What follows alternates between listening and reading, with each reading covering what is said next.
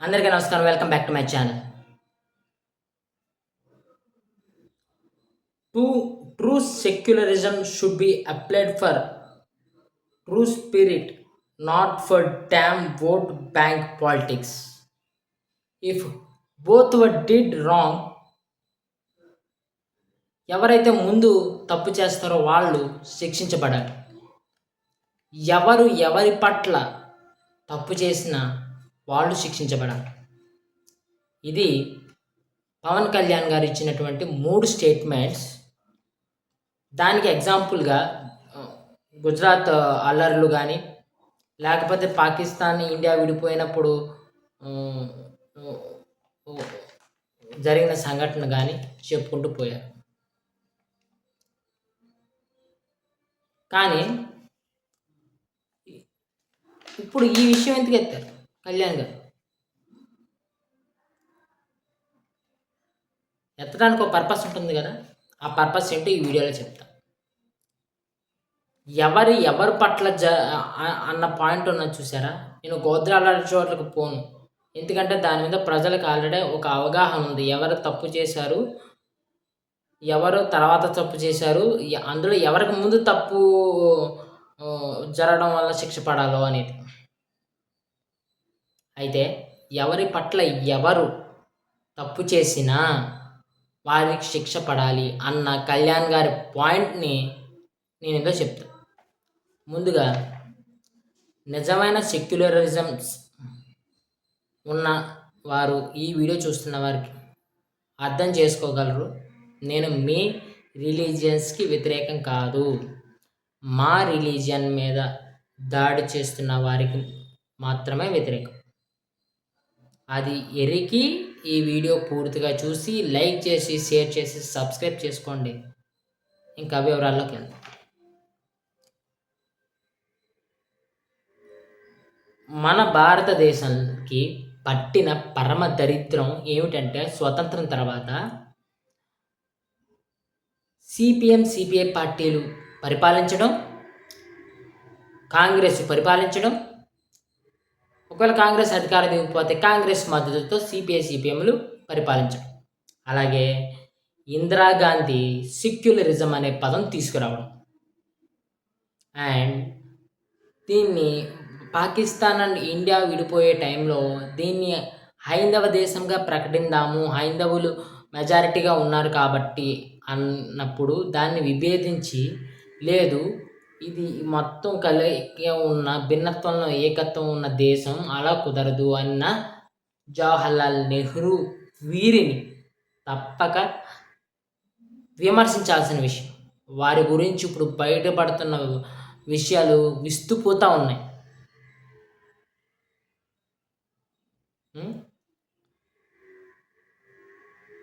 Majority వాళ్ళే పరిపాలించారు, వాళ్ళే ముస్లిం ఇంపీచ్మెంట్ పాలిటిక్స్ చేశారు, తర్వాత క్రిస్టియన్ ఇంపీచ్మెంట్ పాలిటిక్స్ చేశారు.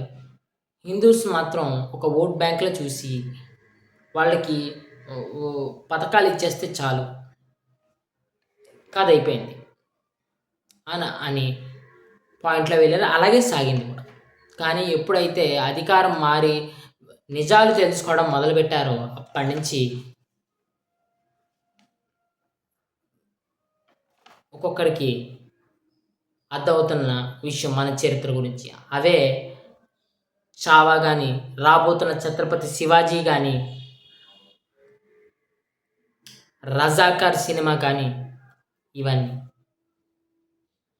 ఇక ఎవరి పట్ల ఎవరు తప్పు చేసినా శిక్ష పడాలి అన్న దాంట్లో నేను పాయింట్ నెంబర్ 1, అసదుద్దీన్ ఓవైసీ 15 నిమిషాల పాటు ఇక్కడ సిస్టమ్ కళ్ళు మూసుకుంటే హిందూ అనేవాడు బ్రతకడు, ఓచకోత కోస్తాము అన్న వాడిని ఇప్పుడు దాకా అరెస్ట్ చేయలే.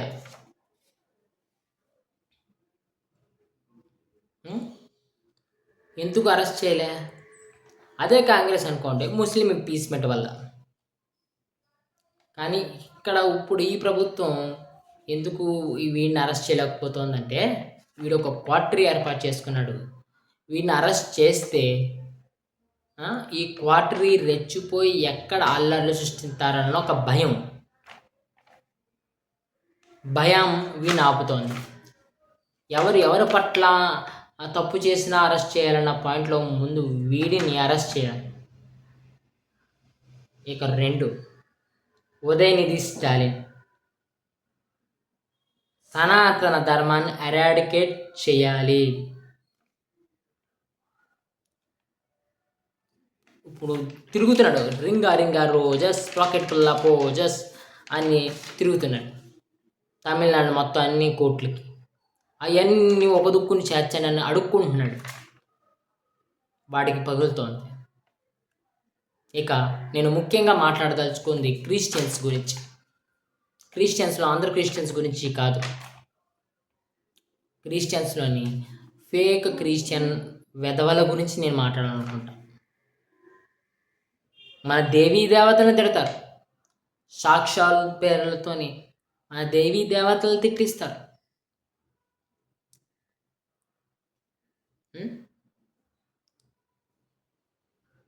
విచ్ఛిన్నం చేయడానికే సిద్ధంగా ఉన్న వెధవలు కూడా ఇందులో ఉన్నారు. ఇందులో భారతమాతను తిట్టినవాడు ఉన్నాడు, మాకు ఒక సెపరేట్ క్రిస్టియన్ దేశం కావాలన్నవాడు ఉన్నాడు.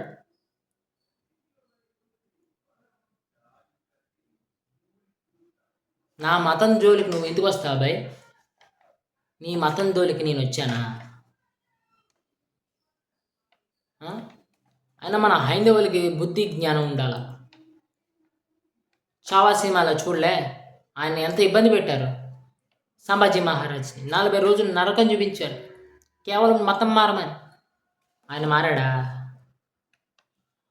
నీ అవసరాల కోసం, నీకేదో అనారోగ్యం ఉందని, నీకేదో ఇబ్బందులు ఉన్నాయని వాడు వచ్చి నిన్ను మభ్య పెడితే నువ్వు మారితే నిన్ను ఏమనాలి?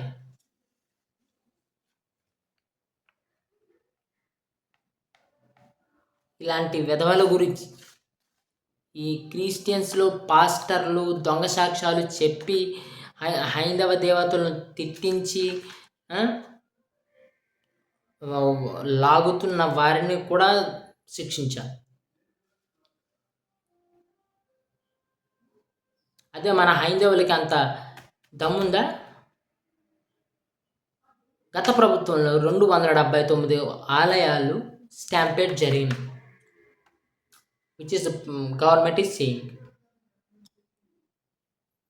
ఒక ముస్లింకి అన్యాయం జరిగితే ఎంత గట్టిగా పోరాడతాడో, ఒక క్రిస్టియన్కి అన్యాయం జరిగితే ఎంత గట్టిగా పోరాడతాడో, మన హిందువులు అంత గట్టిగా పోరాటం చేయగలరా? చేస్తే ఒకే మాట అంటారు, వీడు హిందూ ఫోబియా, మతోన్మాది అంటారు మనకు పెట్టేది. ఆ మతోన్మాది అనే టైటిల్ మన మీద ఎక్కడ పడిపోద్దాం అని చెప్పి గత 75 సంవత్సరాలుగా భయపడతానే ఉన్నాం. మన మతం గురించి, మన సనాతన ధర్మం గురించి పక్కన పెట్టాం.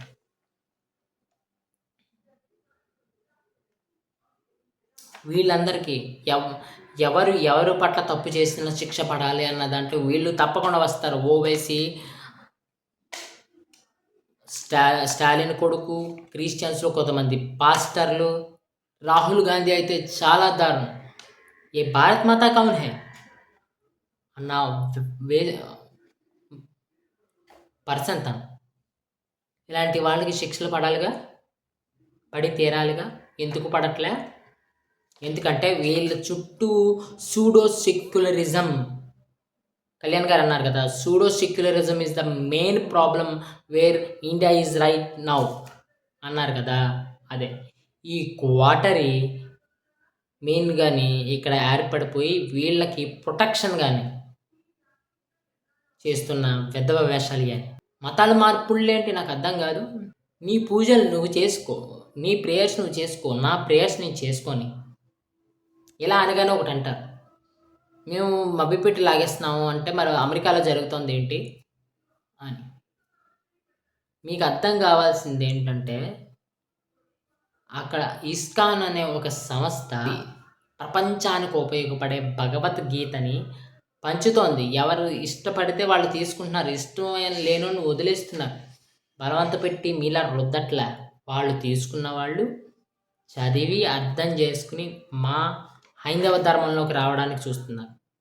ఇస్కాన్ సంస్థ ఎలా అయితే చేస్తోందో మీరు కూడా మీ మీ పవిత్ర గ్రంథాలైన ఖురాను, బైబిలు పంచిపెడుతూ నచ్చితే తీసుకున్న వాళ్ళని తీసుకొనిస్తూ, నచ్చితే అప్పుడు ఆలోచించండి. అంతేగాని మా ధర్మాన్ని తిట్టి, మా ధర్మాన్ని వ్యతిరేకంగా తయారు చేయించి మీ ధర్మంలోకి లాక్కోవడం కాదు.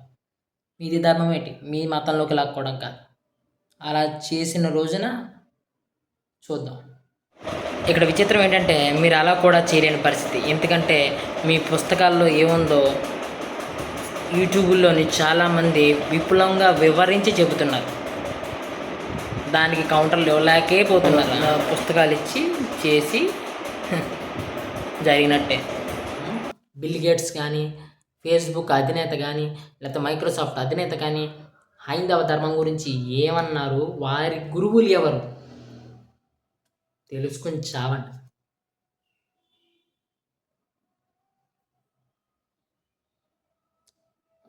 మనం ఇప్పుడు కనుక మేలుకోకపోతే 21% పాకిస్తాన్ విడిపోయినప్పుడు ఉన్న హైందవులు ఇప్పుడు 1-2% ఎలా పడిపోయారో, ఇప్పటి వరకు బంగ్లాదేశ్లో హిందువులు బిక్కుబిక్కుమంటూ ఎలా బతికారో, లేకపోతే ఎలా చనిపోయారో, ఎలా పారిపోయారో, ఈ దేశాన్ని కూడా అలా చేయాలని ఎన్నో శక్తులు ప్రయత్నిస్తున్నాయి. దానికి సిద్ధమవుతున్న వాళ్ళే పవన్ కళ్యాణ్ లాంటి వాళ్ళు. వాళ్ళకి కౌంటర్లు ఇలా మాట్లాడగానే బీజేపీకి అంటకట్టేసి, ఆర్ఎస్ఎస్కి అంటకట్టేసి కామెంట్స్ చేసేస్తారు. సూడో సెక్యులరిస్టులైన ప్రకాష్ రాజ్ గారు, ఎటు తిరగాలో తెలియని షర్మిలమ్మ గారు. దీని మీద సెపరేట్గా వీడియో చేస్తా. ఈవెన్ ఇందులో టీడీపీ ముసుగులో ఉన్నటువంటి కొంతమంది వారు కూడా ఉన్నారు.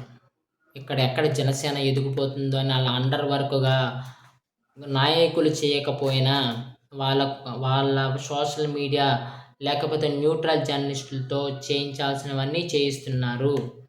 ఒక ప్రాపగండా, బిఫోర్ అండ్ ఆఫ్టర్ అనే ప్రాపగండా నడిపి చూపిస్తున్నారు. సేమ్ 2019లో జగన్ మీద నడిపిన బిఫోర్ అండ్ ఆఫ్టర్ అనే పాయింట్ను ఉపయోగించి అది ఫేక్ నెరేటివ్ సెట్ చేస్తూ కళ్యాణ్ గారి మీద చూపించాలన్న ప్రయత్నం జరుగుతోంది. దాని మీద కూడా త్వరలో వీడియో చేస్తాను. ఒక్కొక్క తాట తీసి పెడతాను. ఆ వీడియో కనుక నచ్చితే లైక్ చేసి, షేర్ చేసి, సబ్స్క్రైబ్ చేసుకోండి.